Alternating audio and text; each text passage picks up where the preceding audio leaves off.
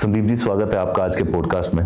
Thank you Sonu ji, thank you. मैं रहूंगा आज आपका होस्ट निपुण, एंड आई होप कि आज हमारी कन्वर्सेशन रियल रह सके ताकि जनता को पता चले कि संदीप प्रोथी जी हैं कौन, क्या कार्य करते हैं, कैसे कार्य करते हैं और क्यों करते हैं। सबसे ज़रूरी मेरे लिए है क्यों करते हैं। बिल्कुल बिल्कुल। सर, मैं जितना आपको जानता हूँ, आप सेवक सभा जीरकपुर पूरा हेड करते हैं, उसमें काम करते हैं। बहुत बार मैंने आपको देखा है, सड़कों पे भी बहुत काम करते देखा है। जी जी। मेरा सवाल यही है, क्यों शुरुआत हुई इसकी? देखिए, आज से ऑलमोस्ट 5 साल पहले जो जीरकपुर के हालात, वीआईपी रोड के हालात, आप क्योंकि आप यहाँ के रहने वाले हैं, आपने तो बड़े बेहतर जानते हैं। तो हालात बड़े ख़राब थे, सड़कें बहुत ज़्यादा ख़राब थी, सीवरेज की बहुत ज़्यादा, सबसे बड़ी जो समस्या थी वो साफ़ सफाई की बहुत ज़्यादा दिक्कत थी। तो वहाँ हम लोग नोटिस करते थे कि लोग परेशान तो बहुत हैं, लेकिन उनको ये नहीं पता कि वो जाके बोलें किसको, और ना ही लोगों के पास इतना ज़्यादा समय था। बिल्कुल। परेशानियाँ थी। तो हमने कोशिश की कि एक प्लेटफॉर्म बनाया जाए जहाँ पे लोग आएँ और अपनी समस्याएं बताएं और हम वो समस्याएं प्रशासन के सामने उठाएं। इसी सोच के साथ सेवक सभा जीरकपुर की शुरुआत हुई थी और उसी रास्ते पे आगे चलते जा रहे हैं। तो सर, जैसे मैं देखता हूँ कि जब भी कोई एनजीओ पार्ट शुरू होता है या कोई बंदा संगठन इकट्ठा करता है तो प्रशासन तक जनता की बात पहुंचाने के लिए ही होता है जी। तो क्या ऐसे मुद्दे रहे, क्या क्या ऐसी सेवाएं रही जो सेवक सभा जीरकपुर अभी तक कर चुका है? देखिए, सबसे पहले तो सबसे बड़ा मुद्दा था साफ़ सफाई। हमने प्रशासन को साथ लेके सफाई अभियान से शुरुआत की। रेगुलर सफाई अभियान चले, खाली पड़े प्लॉट साफ़ किए गए, सड़कों पर लगे हुए कूड़े के ढेर वो साफ़ किए। तो वहाँ से चलते चलते जैसे जैसे पब्लिक समस्याएं बताती गई, हम आगे बढ़ते गए। और कहीं ना कहीं इस सारे सफ़र में मुझे एक चीज़ महसूस हुई कि प्रशासन में और जनता के बीच एक बहुत बड़ा गैप हम भरने में जो है कामयाब हुए। बहुत बड़ा गैप था। प्रशासन करना चाह रहा था, लेकिन जनता बताना चाह रही थी, लेकिन बताएं किसको वो उनको समझ नहीं आ रही थी। वो तो एक पिलर का काम हमने वहाँ पे किया। बहुत सारी समस्याओं का समाधान हुआ, जैसे सफाई अभियान। उसके बाद सड़कों की बहुत बड़ी समस्या थी। मेट्रो से लेके नाभा साहब रोड तक सड़क की हालत बहुत ज़्यादा ख़राब थी।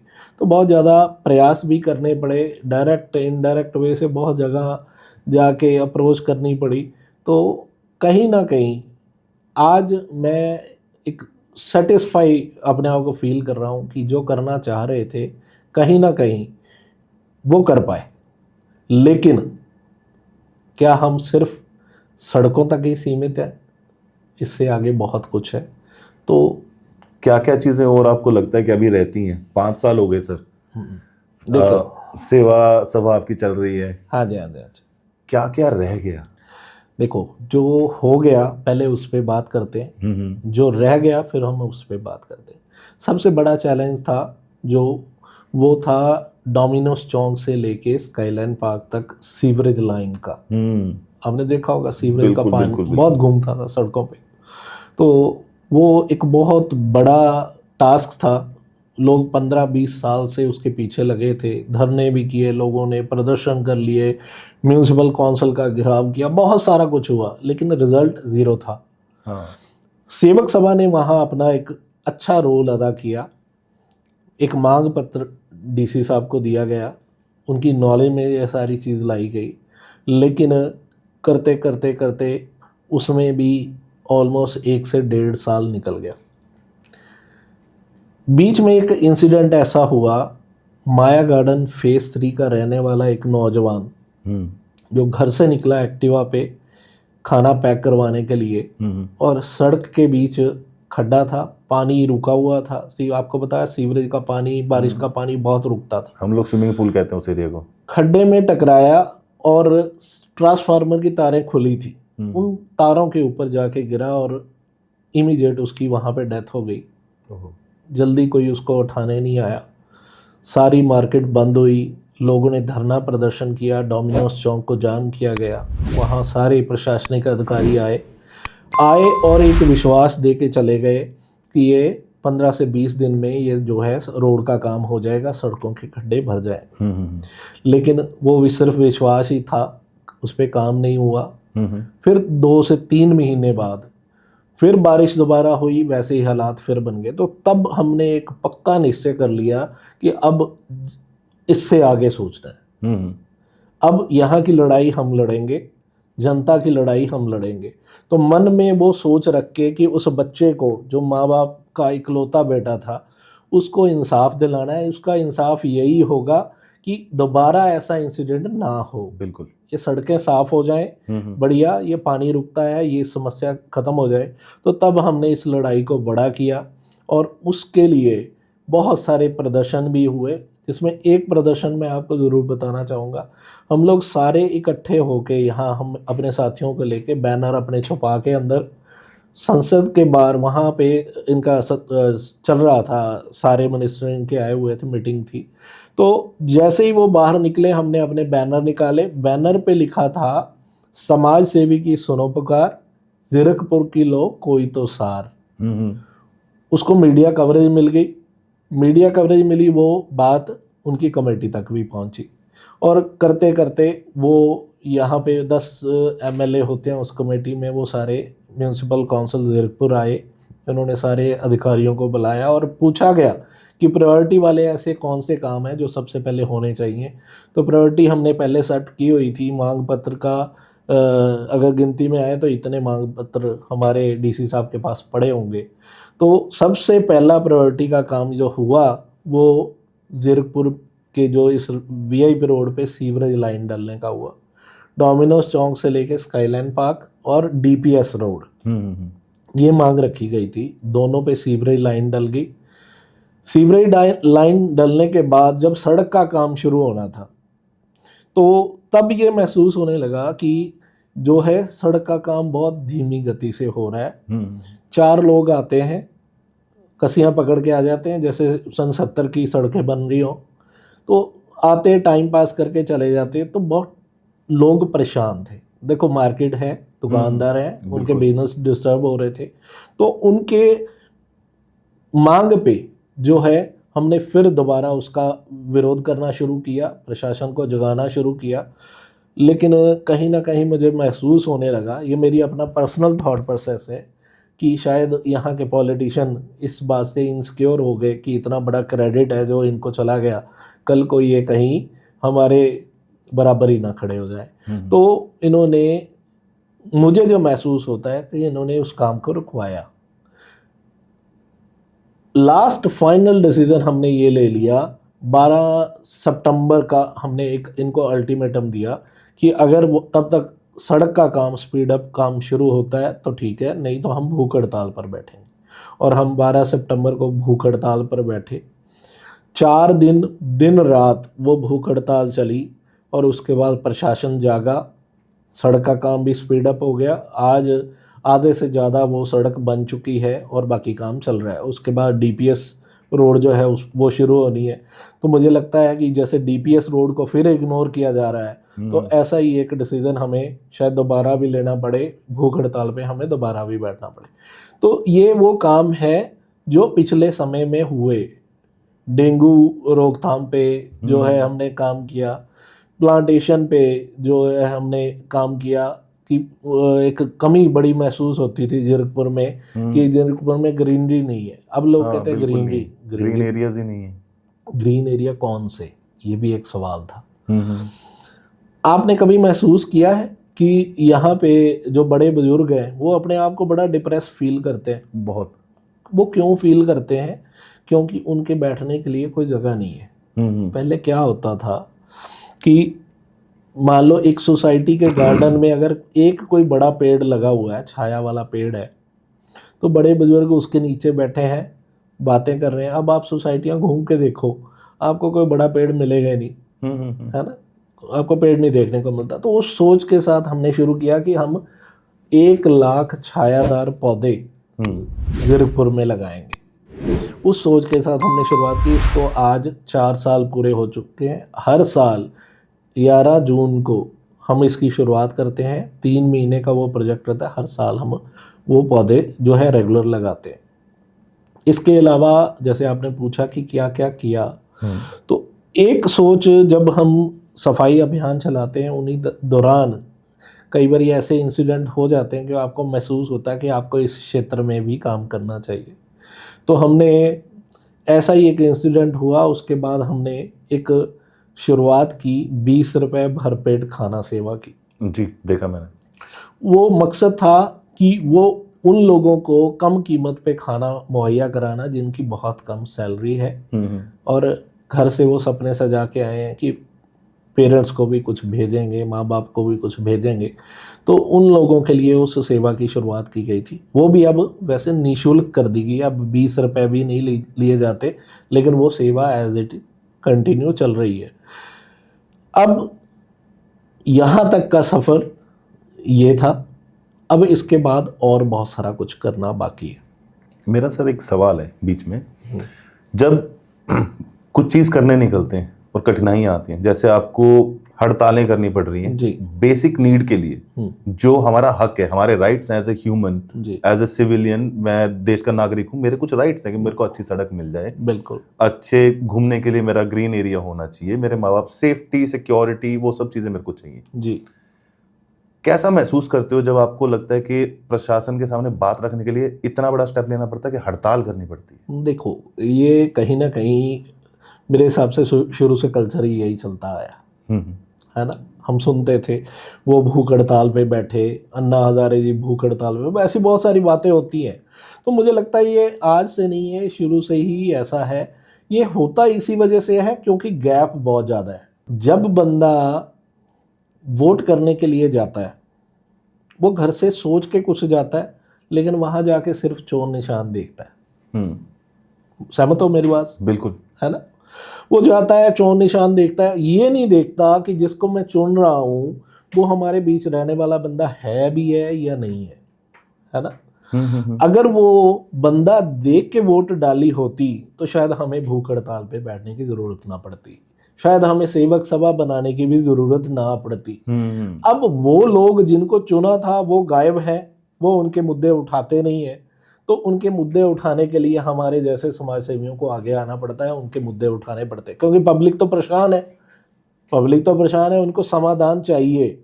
तो उनके समाधान के लिए हम लोग आगे निकले। अब जब एक पॉलिटिशियन बात करेगा, एक समाज सेवी बात करेगा, तो उसको अपनी आवाज़ सुनानी पड़ती है। पॉलिटिशियन की जो ऑफिशियल है वो बात सुनते हैं क्योंकि उनकी ड्यूटी है, लेकिन समाज सेवी को अपनी बात सुनानी पड़ती है। तो जब वो प्यार से सुनी गई तब प्यार से भी सुनी, जब प्यार से नहीं सुनी गई तो तब, क्योंकि हम हमेशा, मेरी सोच यही रही है कि हमने कोई ऐसा काम नहीं किया कि जैसे लोग कहते हैं कि सड़कें बंद कर दो, धरने लगा दो, है ना, ऐसा कोई काम नहीं किया हमने। शांतमयी, पब्लिक तो पहले परेशान है, हम दोबारा कैसे परेशान है, तो वो परेशानी हमने अपने आप पे सही।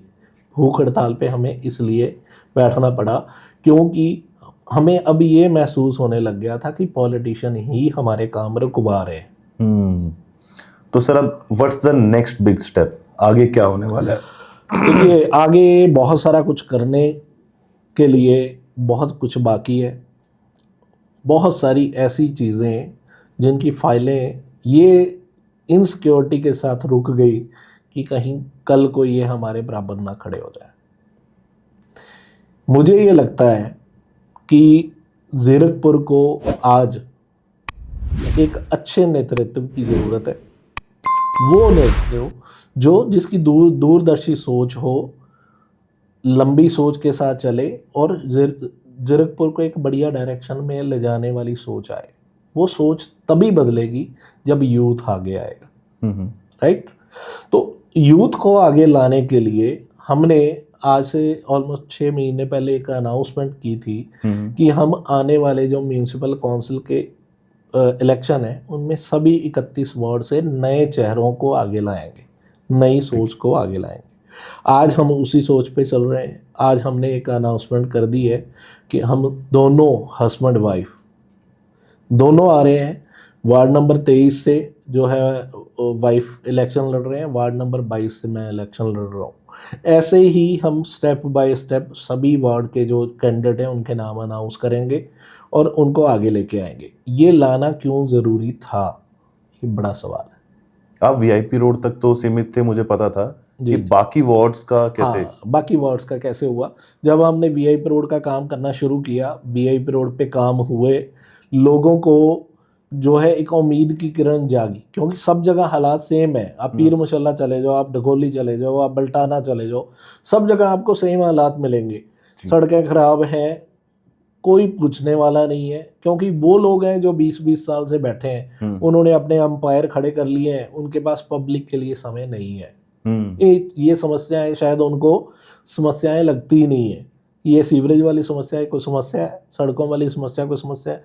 सो मुझे ये लगता है कि अगर हम नए लोगों को आगे लेके आए तो हम बदलाव ला सकते हैं। जब पीर मशल्ला में लोगों को ये पता लगा कि वीआईपी रोड पे एक चिंगारी उठी और उसकी वजह से बदलाव आए, तो लोगों ने संपर्क करना शुरू किया। ऐसा ही बल्टाना में हुआ, ऐसा ही डकोली में हुआ, ऐसा ही पटियाला रोड पे जो है सोसाइटी।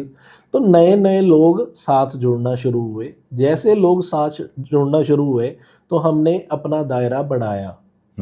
अल्टीमेटली हमारा मकसद था कि सेवा और एटलीस्ट रहने लायक जो है उनको शहर देना हमारा एक मकसद था। तो उसी मकसद पे चलते चलते लोग साथ जुड़े। हमने सभी वार्ड में अपने वार्ड इंचार्ज बनाए, वार्ड इंचार्ज के बाद सोसाइटी इंचार्ज बनाए। आज वो सभी वार्ड इंचार्ज, सोसाइटी इंचार्ज अपने अपने एरियाज में सेवाएं निभा रहे हैं। जहां मेरी ज़रूरत होती है, मुझे याद किया जाता, मैं उनके साथ खड़ा होता हूं। लेकिन हम कोशिश वही है कि हर कोने से, ज़ीरकपुर के हर कोने से कहीं पे भी किसी रेजिडेंट को कोई समस्या है, वो बेझिझक सेवक सभा को बताए और सेवक सभा उसकी आवाज़ जो है प्रशासन के साथ जो है वो उठाएगा। तो सर उम्मीद है कि कम्युनिकेशन जो है जनता को इजी मिले सेवक सभा के साथ। जी जी। तो नेक्स्ट स्टेप होने वाला है, अब ये कब हम एक्सपेक्ट करें कि ये हो देखिए, जाएगा? हमारी पूरी तैयारी है। देखो, हम अपना 100% दे रहे हैं। और कहीं ना कहीं एक बंदे को होता है कि मैं इलेक्शन लड़ूंगा, इलेक्शन जीतूंगा या नहीं जीतूंगा। हमें तो ये फीलिंग है आज ही हमारे दिन में कि क्योंकि जो काम लोगों ने जीत के करना होता है वो काम हम 5 साल से ऑलरेडी कर रहे हैं।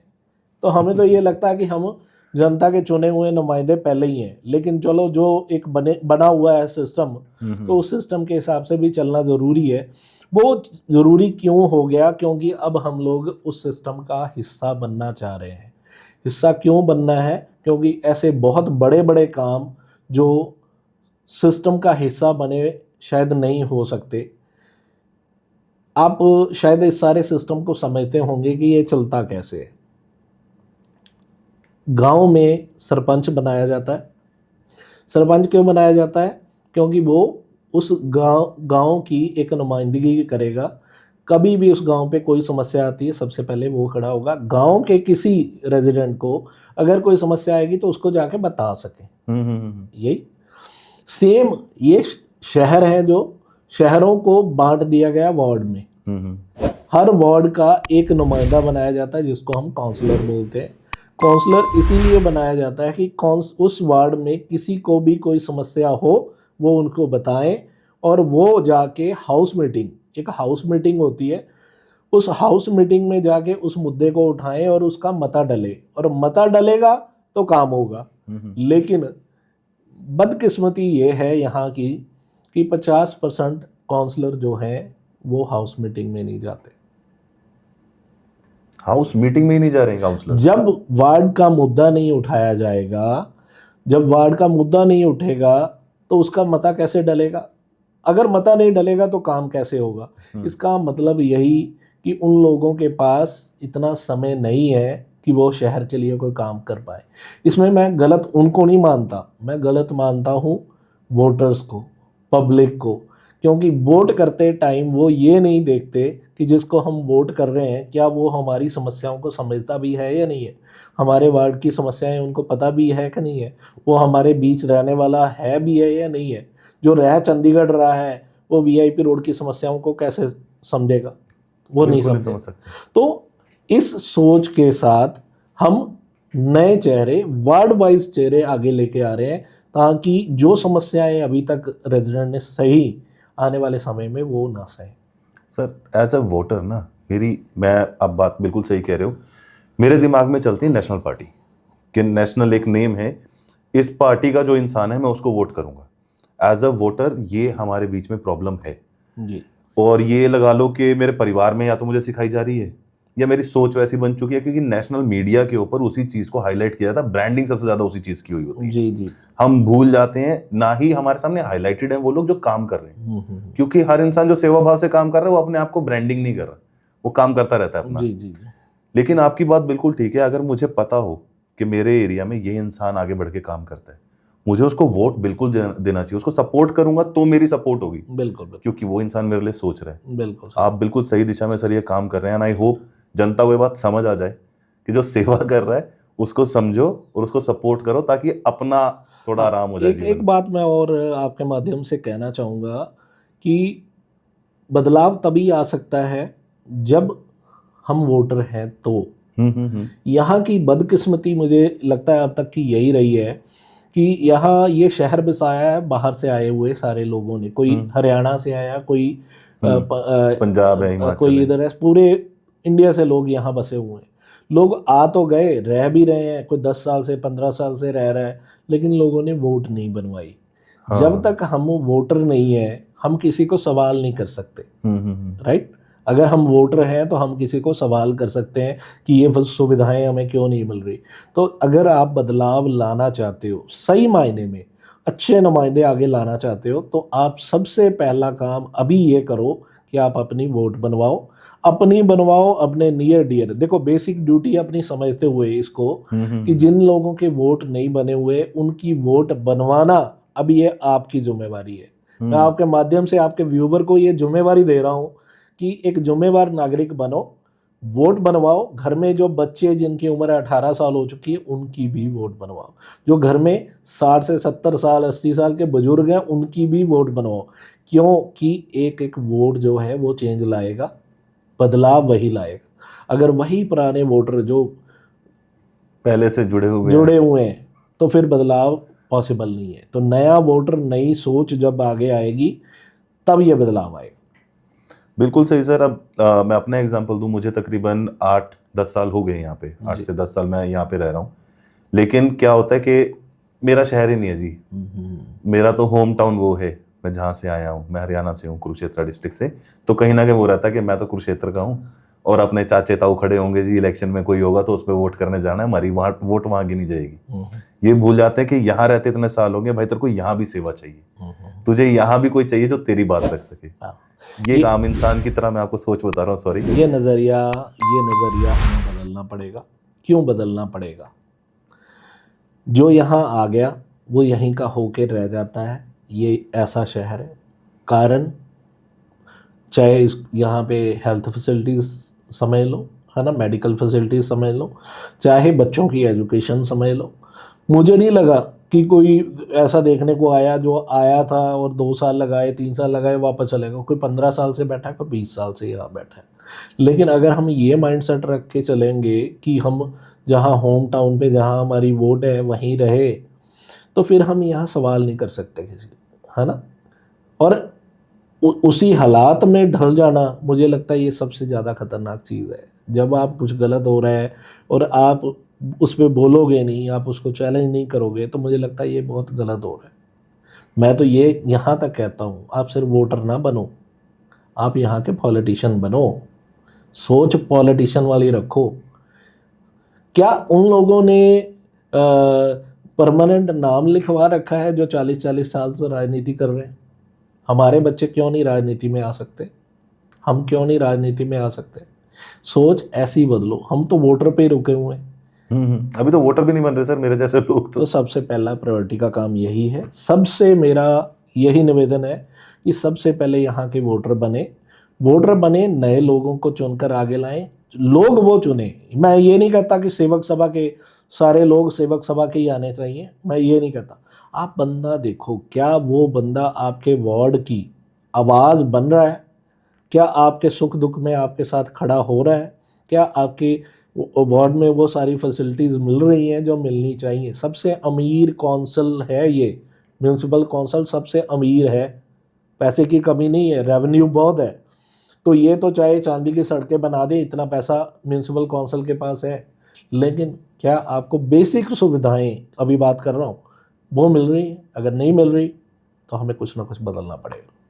सर आपकी बात से मैं जागरूक खुद भी हो रहा हूँ, मुझे भी लग रहा है कि पहले काम मैं वोट का ही कराता हूँ कि यहाँ पे वोट शिफ्ट कराते हैं। जी। और दूसरी जो आपने बात कही कि सिर्फ वोटर मत बनो, हाँ जी।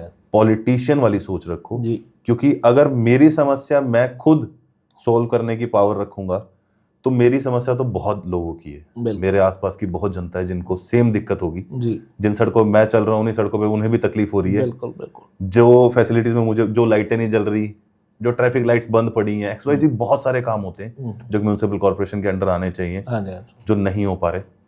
तो आपकी इस बात से बिल्कुल सहमत हूँ। And sir I hope Zirakpur की जनता ये समझ जाए, जीरकपुर की जनता जल्दी इस चीज़ को मान ले। अपने एरिया के लोगों को चुनो जिनको आपकी तकलीफें पता है और जो उसको ठीक करने की क्षमता रखते हैं, जो आपके साथ खड़े होते हैं, आपके हर सुख दुख में आपका साथ देते हैं, आपको समझते हैं। हर टाइम सिर्फ नेशनल पार्टी को देख के वोट करोगे तो वो सिर्फ नेशन लेवल पे जाएगा। अपना भी ध्यान रखना है, पहले अपने वार्ड को, अपने घर को साफ रखते हैं हम लोग, तभी देश साफ रहता है। तो सर इस बात पे आज की हम कन्वर्सेशन एंड करते हैं। आई होप जनता को हमारी बात समझ आ जाए जो हम कहना चाह रहे हैं। एंड आपकी बात को आगे लेके जाएंगे सर, इस चीज़ को हम बिल्कुल रखेंगे। वोट तो बनवा ही लेते हैं। Thank you sir. Thank you sir.